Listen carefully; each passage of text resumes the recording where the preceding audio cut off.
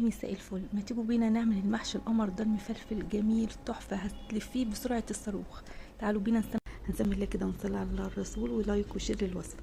هحط هنا ربع كوباية من الزيت، وهضيف عليهم البصل حسب الكمية وعليه فلفل اخضر، وهنزل بالطماطم لحد ما تتسبك بالشكل ده، وهكون طبعا مقطعة خضار مشكل، وهنزل عليهم بالرز ومعلقة من الصلصة والتوابل بتاعتنا بقى، فلفل اسود، بابريكا، كمون، بصل بودر، توم بودر، وكزبرة ناشفة، وما ننساش شوية من النعناع المجفف، وكمان كنت شايلة حبة من البصل الفريش كده. هنبدأ بقى نحط مية كده علشان نسلق ورق العنب.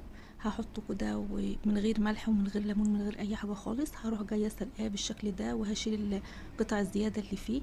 وهنا هنسوي اللحمه بقى، هحط قطعه من الزبده او السمنه، وهروح جايه على نار عاليه مديها صدمه كده واخليها تاخد لون. ومش هحط لها اي ملح خالص دلوقتي، ممكن احط لها شويه فلفل اسود، وكمان هرصها في ارضيه الحله